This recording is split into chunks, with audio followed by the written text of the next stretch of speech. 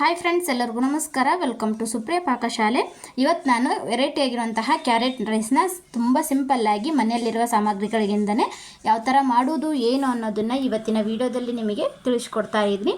ಅದೇ ಹೇಗೆ ಮಾಡೋದಂತ ನೋಡ್ಕೊಂಬರೋಣ. ನೋಡೋಕ್ಕಿಂತ ಮುಂಚೆ ಯಾರೆಲ್ಲ ಸಬ್ಸ್ಕ್ರೈಬರ್ ಆಗಿಲ್ಲ ಅಂದರೆ ಬೇಗ ಸಬ್ಸ್ಕ್ರೈಬರ್ ಆಗಿ. ನಾವು ಮಾಡೋ ಹೊಸ ರೆಸಿಪಿ ಹಾಗೂ ವಿಡಿಯೋಸ್ ಎಲ್ಲ ನಿಮಗೆ ಬರ್ತವೆ. ಇವಾಗ ನಾನು ಒಂದು ಪಾತ್ರೆಯಲ್ಲಿ 2 ಟೇಬಲ್ ಸ್ಪೂನಷ್ಟು ಎಣ್ಣೆ ಹಾಕ್ಕೊಳ್ಬೇಕಾಗುತ್ತೆ. 1 ಟೇಬಲ್ ಸ್ಪೂನಷ್ಟು ತುಪ್ಪ ಹಾಕ್ಕೊಳ್ಬೇಕಾಗುತ್ತೆ. ತುಪ್ಪ ಎಣ್ಣೆ 2 ಮಿಕ್ಸ್ ಮಾಡಿ ಹಾಕೋದ್ರಿಂದ ಸ್ವಲ್ಪ ಹೆಲ್ತಿಗೂ ಭಾಳ ಒಳ್ಳೆಯದು, ಹಾಗೂ ತುಪ್ಪ ತಿನ್ನಲ್ಲ ಅನ್ನೋರು ಈ ಥರ ಅಡುಗೆಯಲ್ಲಿ ಮಿಕ್ಸ್ ಮಾಡಿ ಆದರೂ ಕೊಡ್ಬೋದು. ಓಕೆ, ಇವಾಗ ಚೆನ್ನಾಗಿ ಬಿಸಿಯಾಗಿದೆ ತುಪ್ಪ ಎಣ್ಣೆ. ಇವಾಗ ನಾನು ಕಡಲೆಬೇಳೆನ 1.5 ಟೇಬಲ್ ಸ್ಪೂನಷ್ಟು ಕಡಲೆಬೇಳೆ ಹಾಕ್ಕೊಳ್ತಾ ಇದ್ದೀನಿ. ಕಡಲೆಬೇಳೆ ಅಷ್ಟೇ ಸ್ವಲ್ಪ ಕೆಂಪುಗಾಗೋ ತನಕ ಫ್ರೈ ಮಾಡ್ಕೊಳ್ಬೇಕಾಗುತ್ತೆ.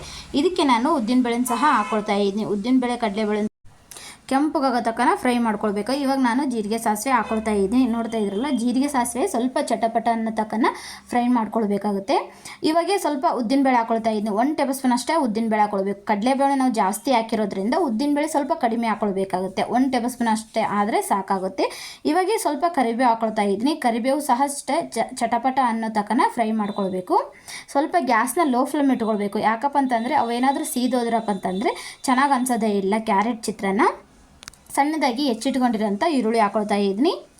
ನೋಡ್ತಾ ಇದ್ರಲ್ಲ, ಈರುಳ್ಳಿಯಲ್ಲಿರುವ ನೀರಿನ ಅಂಶ ಎಲ್ಲ ಹೋಗೋ ತನಕ ಸ್ವಲ್ಪ ನಾವು ಫ್ರೈ ಮಾಡ್ಕೊಳ್ತಾ ಇರಬೇಕು. ಗ್ಯಾಸ್ನ ಲೋ ಫ್ಲೇಮ್ ಇಟ್ಕೊಳ್ಬೇಕು. ಚಿತ್ರಾನ್ನಕ್ಕೆ ಹೈ ಫ್ಲೇಮ್ ಇಟ್ಕೊಂಡ್ರೆ ಎಲ್ಲ ಸೀದೋಗುತ್ತೆ. ಅದಕ್ಕೆ ನಾನು ಹೇಳ್ತಾ ಇದ್ದೀನಿ, ಗ್ಯಾಸ್ನ ಸ್ವಲ್ಪ ಕಡಿಮೆ ಇಟ್ಕೊಳ್ಬೇಕಾಗತ್ತೆ.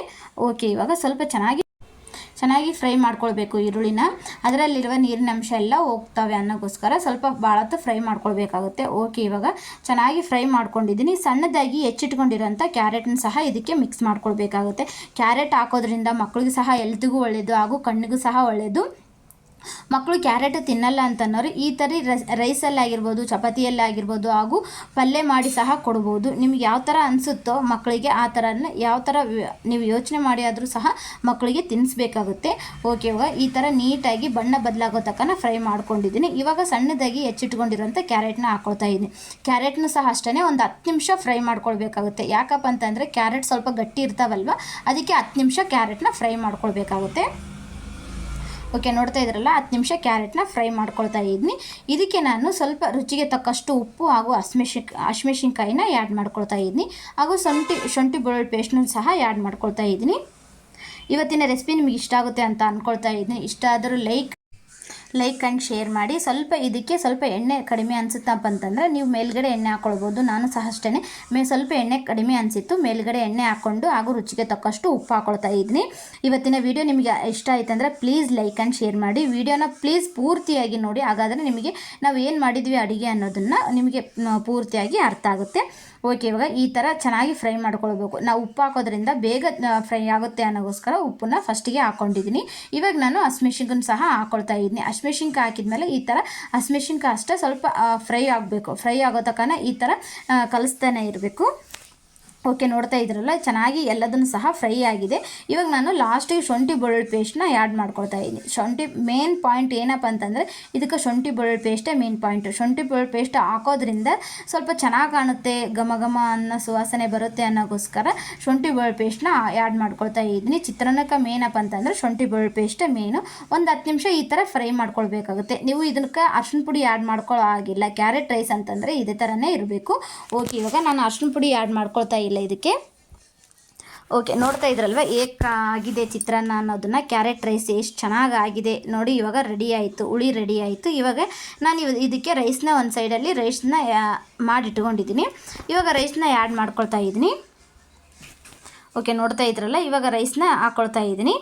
ನೀವು ಸಹ ಅಷ್ಟೇ ಫಸ್ಟಿಗೆ ನೀವು ರೈಸ್ ಮಾಡಿ ಇಟ್ಕೊಂಡಿರಬೇಕು. ಯಾಕಪ್ಪ ಅಂತಂದರೆ ಅದು ಉದುರು ಇತ್ತಪ್ಪ ಅಂತಂದರೆ ಚಿತ್ರಾನ್ನ ಕಲ್ಸೋಕೆ ಚೆನ್ನಾಗಿರುತ್ತೆ. ಇಲ್ಲಪ್ಪ ಅಂತಂದರೆ ಚೆನ್ನಾಗಿ ಅನ್ಸೋದೇ ಇಲ್ಲ. ಫಸ್ಟು ನೀವು ರೈಸ್ ಮಾಡಿ ಇಟ್ಕೊಂಡಿರಬೇಕು ಸೈಡಲ್ಲಿ. ನಾನು ಸಹ ಅಷ್ಟೇ ರೈಸ್ ಮಾಡಿ ಇಟ್ಕೊಂಡಿದ್ದೆ. ಅದಕ್ಕೆ ನಾನಿವಾಗ ರೈಸ್ ಹಾಕಿ ಕಲಿಸ್ಕೊಳ್ತಾ ಇದ್ದೀನಿ. ಓಕೆ, ಇವಾಗ ರೈಸ್ ಹಾಕಿದ್ಮೇಲೆ ಮೇಲ್ಗಡೆ ಸ್ವಲ್ಪ ಕೊತ್ತಂಬರಿ ಹಾಕ್ಕೊಳ್ಬೇಕಾಗುತ್ತೆ.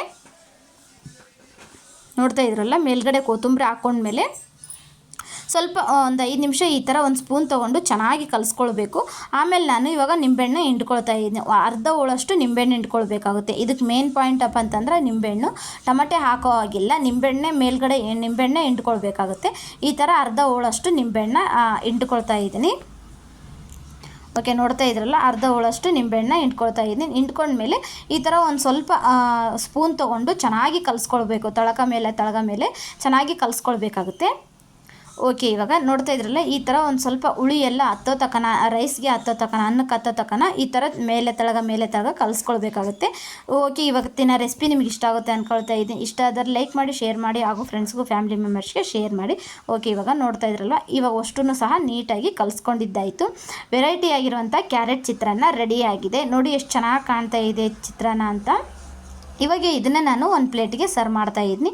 ನೋಡಿ ಫ್ರೆಂಡ್ಸ್, ವೆರೈಟಿ ಆಗಿರುವಂಥ ಚಿತ್ರಾನ್ನ ರೆಡಿ ಆಯಿತು. ಈ ರೆಸಿಪಿ ನಿಮಗೆ ಯೂಸ್ಫುಲ್ ಅಂತ ಅನಿಸುತ್ತೆ ಅಂತ ಅಂದ್ಕೊಳ್ತಾ ಇದ್ದೀನಿ. ಲಂಚ್ ಬಾಕ್ಸಿಗೆ ಆಗಿರ್ಬೋದು, ಹಾಗೂ ಬೆಳಗ್ಗೆ ಟಿಫನಿಗೆ ಆಗಿರ್ಬೋದು, ಹಾಗೂ ಎಲ್ಲಿಗಾದರೂ ನೀವು ಟೂರಿಗೆ ಪಿಕ್ನಿಕ್ಗೆ ಹೋಗುವಾಗ ಈ ಥರ ವೆರೈಟಿ ಆಗಿರುವಂಥ ಚಿತ್ರಾನ್ನ ನೀವು ಸಹ ಬಾಕ್ಸಿಗೆ ಮಾಡ್ಕೊಂಡು ಹೋಗ್ಬೋದು. ಇವಾಗ ನಾನು ಒಂದು ಪ್ಲೇಟಿಗೆ ಸರ್ವ್ ಮಾಡ್ತಾಯಿದ್ದೀನಿ. ನೋಡ್ತಾ ಇದ್ರಲ್ಲ ಫ್ರೆಂಡ್ಸ್, ಎಷ್ಟು ಚೆನ್ನಾಗಾಗಿದೆ ಅಂತಂದರೆ ವೆರೈಟಿ ಆಗಿರುವಂಥ ಕ್ಯಾರೆಟ್ ಚಿತ್ರಾನ್ನ ರೆಡಿ ಆಯಿತು. ಇವಾಗ ನಾನು ಒಂದು ಪ್ಲೇಟಿಗೆ ಸರ್ವ್ ಮಾಡ್ತಾಯಿದ್ದೀನಿ. ಇವತ್ತಿನ ವೆರೈಟಿ ಆಗಿರುವಂಥ ರೆಸಿಪಿ ನಿಮ್ಗೆ ಇಷ್ಟ ಆಗುತ್ತೆ ಅಂತ ಅಂದ್ಕೊಳ್ತಾ ಇದ್ದೀನಿ.